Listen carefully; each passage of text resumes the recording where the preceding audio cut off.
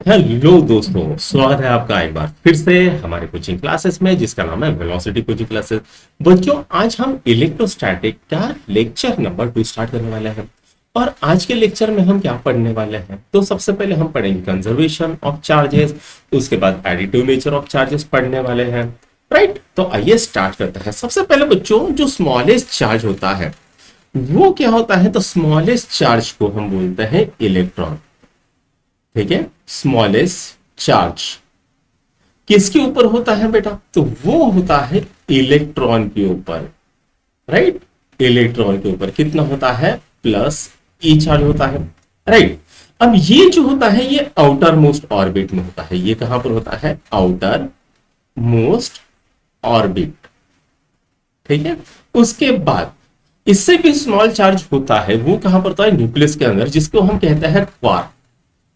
उसको हम क्या कहते हैं, क्वार्क। क्वार्क के जो दो टाइप होते हैं, एक होता है अप क्वार्क, एक होता है अप क्वार्क और दूसरा होता है डाउन क्वार्क। ठीक है, एक होता है अप क्वार्क और दूसरा होता है डाउन क्वार्क। अप क्वार्क को हम दो तरह से दिखाते हैं, एक तो है e/3 दिखाते हैं और 2e/3 दिखाते हैं।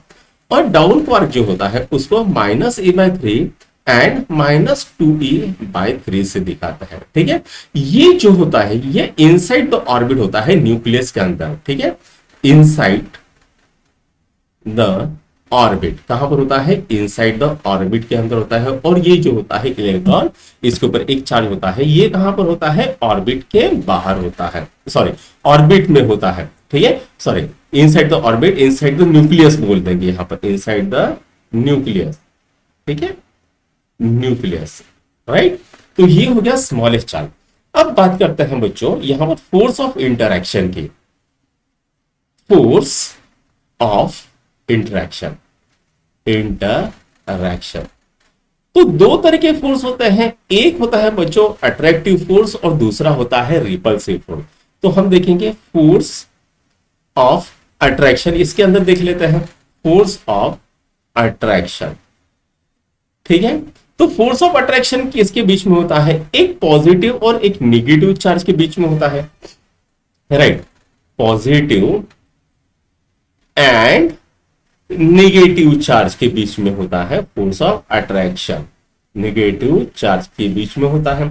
और फोर्स ऑफ रिपल्शन कहां पर होता है, तो force of repulsion, force of repulsion, repulsion कहां पर होता है बेटा, तो दो पॉजिटिव या दो निगेटिव के बीच में होता है।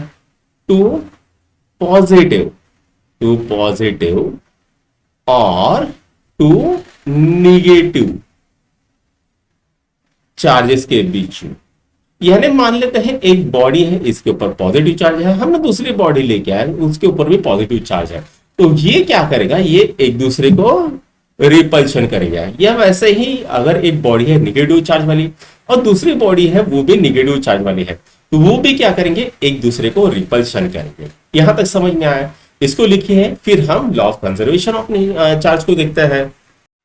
तो बच्चों अभी हम देखेंगे law of conservation of system क्या कहता है। तो ये कहता है बच्चों, इन एन आइसोलेटेड सिस्टम, यानी अगर हमने कोई एक आइसोलेटेड सिस्टम दिया है जहां से कुछ भी बाहर नहीं जा सकता है, उसको हम क्या बोलते हैं, उसको हम कहते हैं आइसोलेटेड सिस्टम। उसको हम क्या कहेंगे, आइसोलेटेड सिस्टम। तो हम बोलेंगे in an isolated system charge can neither be created, charge can neither be created, ठीक है, nor be destroyed, nor be destroyed। इसका मतलब क्या हो गया, किसी भी आइसोलेटेड सिस्टम के अंदर ना तो हम चार्ज बना सकते हैं ना ही चार्ज हम डिस्ट्रॉय कर सकते हैं, बट इट में transfer from one body to another body. लेकिन वो क्या होगा, एक बॉडी से दूसरी बॉडी के ऊपर ट्रांसफर हो सकता है और वो हमेशा कांस्टेंट रहेगा। ठीक है, बट चार्ज, सॉरी चार्ज का स्पेलिंग गलत हो गया, charge can be transfer from one body to another body. समझ में आ गया। जैसे मान लिया हमने एक आइसोलेटेड सिस्टम ले लिया, ये मान लेते हैं हमारी एक आइसोलेटेड सिस्टम है, ठीक है। इसके अंदर चार्ज है, मान लेते हैं इसके ऊपर +4 चार्ज है और इसके ऊपर मान लेता है +2 चार्ज है, ठीक है। अब यहां पर ना तो हम चार्ज को क्रिएट कर सकते हैं ना ही हम डिस्ट्रॉय कर सकते हैं। अब मान लेते हैं दोनों को हमने चिपका दिए, तो क्या हो जाएगा, हो सकता है कि यहां से एक चार्ज निकल जाए, +4 की जगह +3 हो जाए और यहां पर भी +4 की जगह पे +3 आ जाए। तो यहां पर क्या होगा, चार्ज यहां से यहां पर ट्रांसफर आ गया, ठीक है। तो मतलब चार्ज क्रिएट हुआ क्या, नहीं। चार्ज डिस्ट्रॉय हुआ क्या, नहीं। लेकिन चार्ज एक बॉडी से दूसरी बॉडी के ऊपर ट्रांसफर हो गया। तो इसी को हम क्या कहते हैं, law of conservation of charge कहता है, राइट। नाउ अब हम देखते हैं एडिटिव नेचर ऑफ चार्जेस। अब नेक्स्ट क्या देखना है, नेक्स्ट है एडिटिव नेचर ऑफ चार्जेस, ठीक है। तो बच्चों जो चार्ज होता है उसको हम एज अ एलजेब्रिक सम की तरह उनको एडिशन या सब्ट्रैक्शन कर सकते हैं। जैसे मान लेते हैं मेरे पास एक चार्ज है 2e, मेरे पास दूसरा एक चार्ज है +2e, दोनों को अगर ऐड कर देंगे तो क्या आएगा, +4e आएगा, ठीक है। उसी तरह से मेरे पास एक चार्ज है +2e, मेरे पास दूसरा चार्ज है -2e। अब दोनों को हम ऐड करेंगे तो क्या आ जाएगा, कोई चार्ज नहीं बचेगा, वो हो जाएगा 0, एक दूसरे को कैंसिल आउट करेंगे। उसी तरह से अगर मान लेते हैं मेरे पास है +4e और है -2e, दोनों कैंसिल आउट करेंगे तो और बचेगा कौन, +2e चार्ज बच जाएगा। इसी को हम क्या कहते हैं, इसी को हम कहते हैं additive nature of charge, right. इतना आ गया। अब हम बात करते हैं क्वांटाइजेशन ऑफ चार्ज की। तो दोस्तों अभी हम करते हैं क्वांटाइजेशन ऑफ चार्ज को। क्या हेडिंग लिखेंगे, क्वांटाइजेशन ऑफ चार्ज।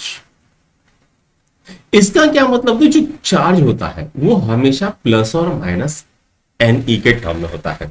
अब यहां पर n क्या है बच्चों, तो n है इंटीजर, n क्या है इंटीजर, और E क्या है आपका इलेक्ट्रॉन, ठीक है।